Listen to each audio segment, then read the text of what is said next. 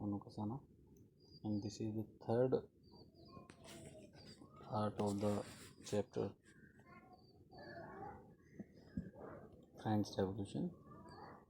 Let's start. While the National Assembly was busy at Versailles drafting a constitution, जब राष्ट्रीय assembly एक constitution को assemble करने में बनाने में जुटी हुई थी, the rest of France seethed with turmoil, बाकी फ्रांस उस समय आंदोलित हो रहा था, मतलब बाकी फ्रांस में उस समय आंदोलन चल रहा था. A severe winter had meant a bad harvest, कड़ाके की सर्दी का अर्थ था खराब फसल. The price of bread rose, रोटी के दाम बढ़ गए. Often bakers exploited the situation, अक्सर जो बेकरी वाले होते थे, बेकर्स होते थे, वो सिचुएशन का फ़ायदा उठाते थे, स्थिति का फ़ायदा उठाते थे. एंड होर्डेड सप्लाईज, और सप्लाईज को होल्ड कर देते थे, मतलब रोक लेते थे एक तरह से. ठीक है, मतलब वो क्या करते थे, जमाखोरी करने लगते थे, चीज़ों को जमा करने लगते थे. After spending hours in long queues at the bakery, बहुत सारे घंटे बिताने के बाद बेकरी में एक लाइन में, crowds of angry women stormed into the shop, क्रोधित औरतों की एक भीड़ ने दुकान के अंदर धावा बोल दिया. At the same time, उसी समय, the king ordered troops to move into Paris, राजा ने अपने ट्रूप्स को पेरिस के अंदर मूव करने का आदेश दे दिया. ऑन 14th जुलाई, 14 जुलाई को, the agitated crowd stormed and destroyed the Versailles, आक्रोशित भीड़ ने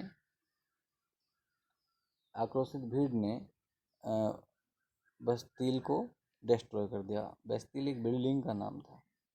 इन the countryside rumours spread from village to village, गांव की दिशाओं में, गांव की तरफ ये अफवाह फैल गई हर एक गांव में, that the lords of the manor had hired bands of brigands who were on their way to destroy the ripe crops, कि सम्राट ने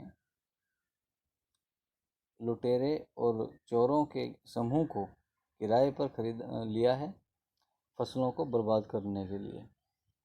coat in a frenzy of fear, इस डर के चलते peasants in the several district side hoes, तो जो several जो hoes and pitchfork and attacked chateaux, तो जो किसान थे उन्होंने ज़िले के जो अनाज घर थे उन्हें अपने कब्जे में ले लिया, और जो गांव के किले थे उन पर अटैक कर दिया, है ना. चिटैक्स मतलब गांव का किले.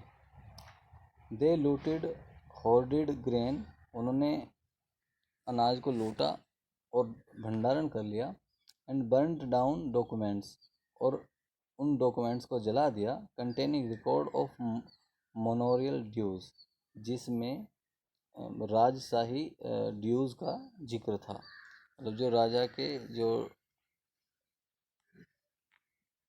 जिन्हें आप कहेंगे कि जिनमें राजा का रिकॉर्ड था, उन्हें उन्होंने जला दिया.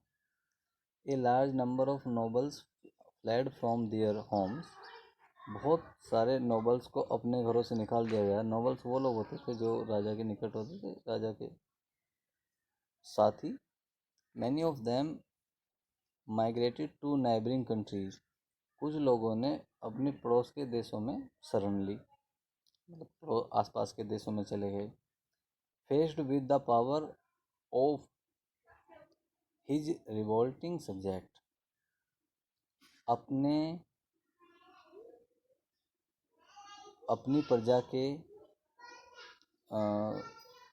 मतलब विद्रोह को फेस करते हुए, Louis 16th finally accorded recognition to the national assembly, जो लुईज 16th थे उन्होंने राष्ट्रीय असेंबली को मान्यता दे दी एंड एक्सेप्टेड द प्रिंसिपल, और इस सिद्धांत को स्वीकार कर लिया that his power would from now on be checked by a constitution, कि उसकी जो ताकतें हैं वो भी अब एक कॉन्स्टिट्यूशन यानी कि संविधान के हिसाब से होंगी। ऑन द नाइट ऑफ 4 अगस्त 1789, 4 अगस्त 1789 को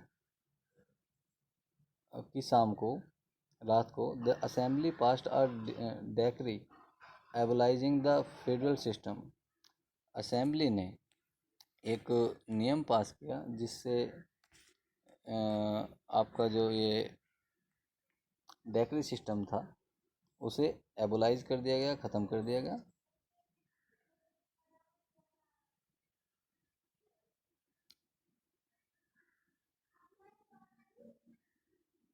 फ्यूडल सिस्टम को, ऑफ ऑब्लिगेशंस एंड टैक्सेस के।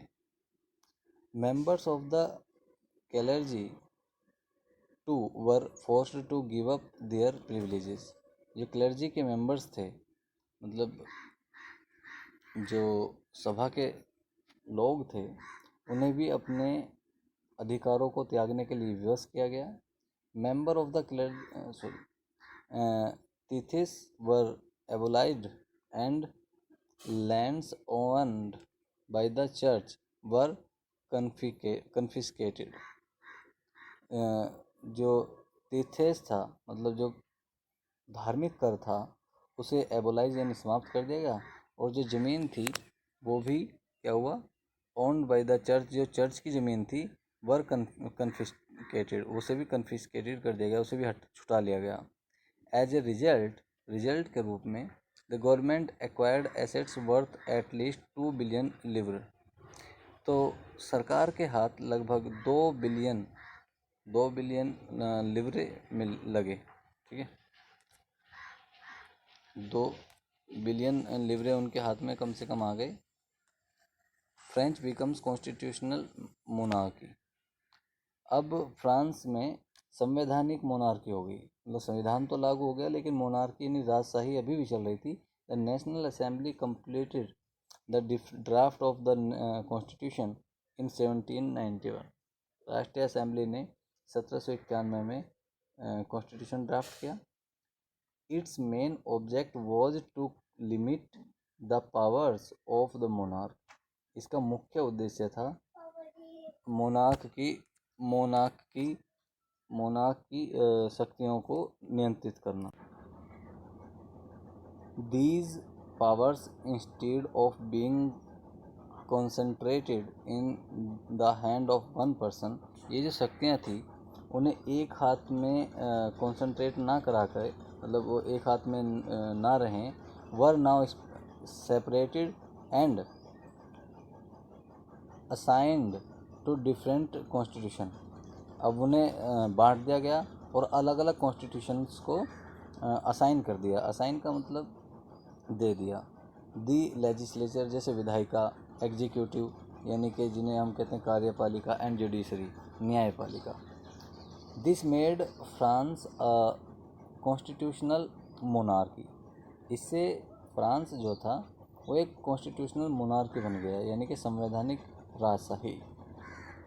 आपको फिगर 7 में एक्सप्लेन किया गया how the new political system work, कि नया जो पॉलिटिकल सिस्टम है वो किस तरह से वर्क करेगा, किस तरह से काम करेगा।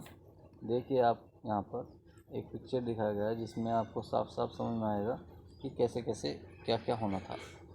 इसमें सबसे पहली बात ये थी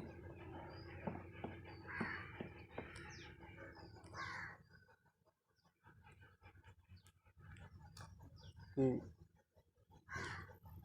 जुडिशरी जो है वो वोट के द्वारा चुनी जाएगी। एग्जीक्यूटिव्स जो जैसे राजा हैं या मिनिस्टर्स हैं, लेजिस्लेचर कंट्रोल कर सकती है राजा को, ठीक है।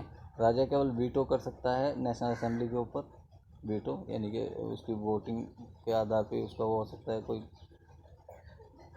भी निर्णय वोटिंग के आधार पर ही सिलेक्ट होगा। और इलेक्टर्स जो थे 50,000 आदमी थे, चुनने वाले 50,000 लोग थे। नेशनल असेंबली में 745 मेंबर्स थे, 745 सदस्य, ठीक है। और ये जो इलेक्टर्स थे ये भी वोट के द्वारा चुने जा रहे थे, 50,000 आदमी भी वोट के द्वारा चुने जा रहे थे। ठीक है, अब यहाँ पे देखिए आप, एक्टिव सिटीजन्स का मतलब था एंटाइटल टू वोट, जो वोट देने के अधिकारी हैं। About 40 million of a population of 28 million, 4 million, 28 million में से केवल 4 मिलियन ही लोग ऐसे थे, है ना। अब मान लो 40 लाख, 40 लाख लोग ऐसे थे जो वोट कर सकते थे 2 करोड़ 80 लाख में से। ठीक है, पैसिव सिटीजन्स, ये एक्टिव सिटीजन हुए जो वोट दे सकते थे। पैसिव सिटीजन कौन बचे? नो वोटिंग राइट्स, जिनके पास कोई वोट डालने का अधिकार नहीं था। About 3 million man, women, children and youth below 25, 3 million लोग जो औरतें, बच्चे जो 25 से कम के थे, ये पैसिव हुए।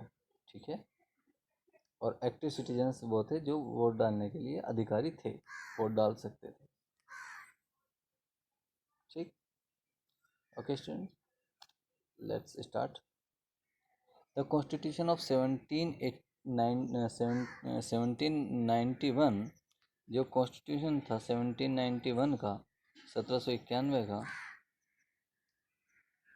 Wasted the power to make laws in the national assembly, उसमें नियम बनाने की जो ताकत थी वो नेशनल असेंबली के हाथ में थी। विच वाज इनडायरेक्टली इलेक्टेड, जो अप्रत्यक्ष रूप से चुनी जाती थी। दिस दैट इज, इसका मतलब था citizens voted for a group of electors, कि जो नागरिक होते थे वो एक ग्रुप ऑफ इलेक्टर्स को वोट करते थे। जैसा कि अभी हमने आपको बताया, जो 50,000 लोगों का एक समूह था, इलेक्टर्स कहा जाता था उन्हें।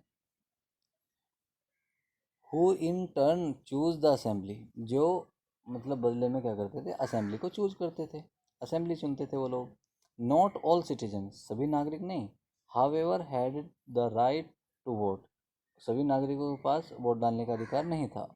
Only man about 25 year of age, केवल 25 साल से ज़्यादा के लोग, who paid taxes equal to at least 3 days, जो टैक्स पे करते थे कम से कम 3 दिन के बराबर, ऑफ ए लेबरर्स वेज, जो किसी श्रमिक की दिहाड़ी होती थी। मतलब श्रमिक की दिहाड़ी, आप ये मान के चलो कि 10% जो टैक्स पे करते थे अपनी कमाई का, यानी कि अगर एक मजदूर 30 दिन काम करता है तो उसका 1/10 हो जाएगा आपका 3 दिन।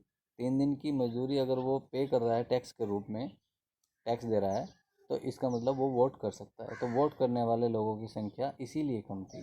आपने देखा उसमें कि केवल 4 मिलियन लोग ऐसे थे 28 मिलियन में से जो वोट कर सकते थे, क्योंकि टैक्स ही कम लोग पे कर रहे थे। ठीक है, तो were wages were given the state status of active citizen, उन्हें ही एक्टिव सिटीजन कहा जाता था। दैट इज, जो था, the they were entitled to vote, वो वोट देने के अधिकारी थे। The remaining man and all woman are were classed as passive citizen, बाकी जो लोग थे उनको पैसिव सिटीजन की कैटेगरी में रखा गया था। To qualify as an elector, elector बनने के लिए, and then as a member of the assembly, और फिर असेंबली का मेंबर बनने के लिए, a man had to belong to the highest bracket bracket of taxpayer. तो किसी आदमी को क्या करना था, उसे केवल टैक्स पेयर के ब्रैकेट में जाना था, टैक्स पेयर बन जाना था। अगर कोई व्यक्ति टैक्स पे कर रहा है, that means he can vote. ठीक है, अब आप एक यहाँ पे छोटी सी एक बात बताई गई है आपको, जिसमें लिखा है कि the declaration of the rights of man, आदमी के अधिकारों का डिक्लेरेशन, एंड सिटीजन, और नागरिकों के, पेंटेड बाय द आर्टिस्ट ले बैरबियर इन 1790, 1790 में एक आर्टिस्ट थे ले बारबियर, उन्होंने ये पेंट किया। The figure on the right represent France, और जो आपके सीधे हाथ की तरफ फिगर है, ठीक है, आपकी सीधे तरफ जो फिगर है वो एक फ्रांस की एक तस्वीर बयां करती है। The figure on the left symbolise the law, और जो लेफ्ट हैंड साइड आपके तस्वीर है वो लॉ यानी कि नियमों को सिंबलाइज करती है। ठीक है, अब देखिए यहाँ पे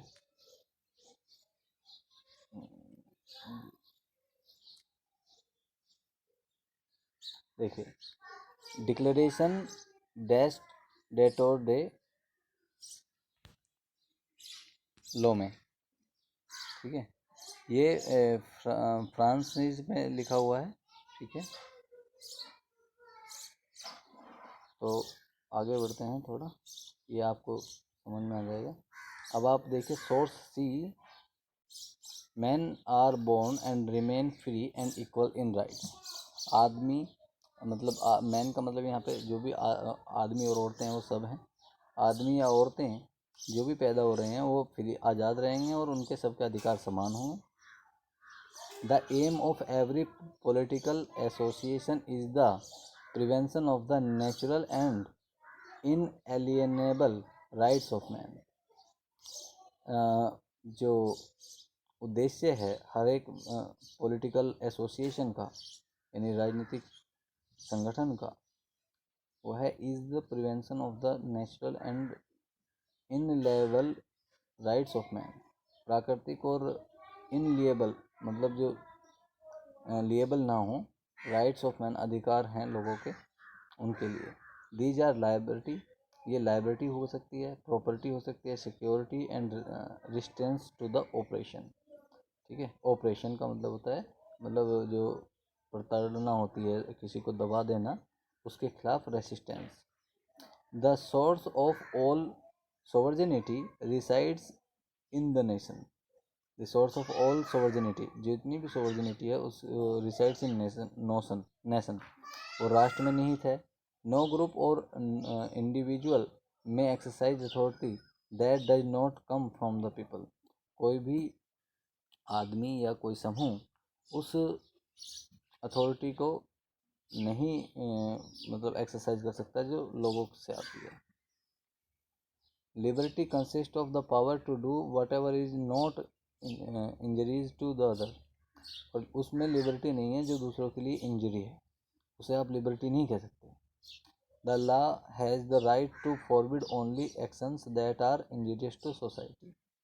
जो नियम है, has the right to forbid, उनके पास अधिकार है मना करने का, ओनली एक्शंस, उन केवल उन एक्शंस के लिए, that are injurious to society, जो समाज के लिए खराब है, खतरनाक है। Law is the expression of the general will. जो नियम है वो केवल एक्सप्रेशन है जर्नल विल के, मतलब जो लोगों की इच्छा है उसी के एक्सप्रेशन है। All citizens have the right to participate. सभी सिटीजन्स का राइट है, अधिकार है पार्टिसिपेट करने का इन इट्स फॉर्मेशन, इसे बनाने में। पर्सनली और थ्रो देयर रिप्रेजेंटेटिव, चाहे उनका खुद का डायरेक्ट हो या रिप्रेजेंटेटिव यानी प्रतिनिधि के द्वारा हो। All citizens are equal before it, और उसके समक्ष सभी नागरिक समान हैं। No man may be accused, किसी को भी एक्यूज नहीं किया जा सकता। अरेस्टेड, ना ही अरेस्ट किया जा सकता है। और डिनेड, ना ही डिनेड किया जा सकता है, accept in the case determined by the law, जब तक कि वो कानून के घेरे में ना आता हो। एवरी सिटीजन्स में स्पीक, राइट और प्रिंट फ्रीली। कोई भी आदमी आज़ादी पूर्वक बोल सकता है, लिख सकता है और प्रिंट कर सकता है। He must take responsibility for the abuse of such liberty in cases determined by the law. अगर नियम के आधार पर कोई किसी तरह की कोई लिबर्टी को कोई खतरा आता है तो उसकी जिम्मेदारी उसे स्वयं से लेनी होगी। For the maintenance of the public force के मेंटेनेंस के लिए, and for the expansion of the administration के एक्सपेंशन के लिए, a common tax is in dispensable. एक कॉमन टैक्स लगाया गया था। It must be assessed equally, उसे सबको बराबर बराबर बांटा गया था। ऑन ऑल सिटीजन, सभी नागरिकों में।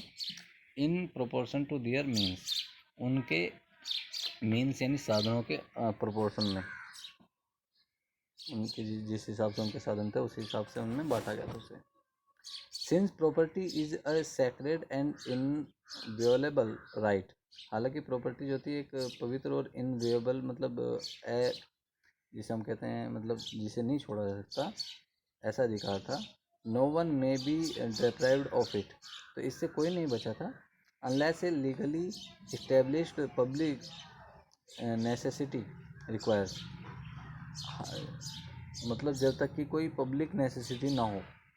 इन that case just compensation must be given in advance, और उस केस में जो कंपनसेशन होता था वो बस एडवांस में दे दिया जाता था। ठीक है, चलिए अब आपको मैं थोड़े से पॉलिटिकल सिंबल्स पढ़ा देता हूँ जल्दी जल्दी, है ना, वीडियो ज़्यादा लंबी नहीं करेंगे। रीडिंग पॉलिटिकल सिंबल्स, ध्यान देंगे। कहते हैं कि the majority of men and women in the 18th century could not read or write। ज़्यादातर लोग ऐसे थे 18वीं शताब्दी में जो पढ़ लिख नहीं सकते थे।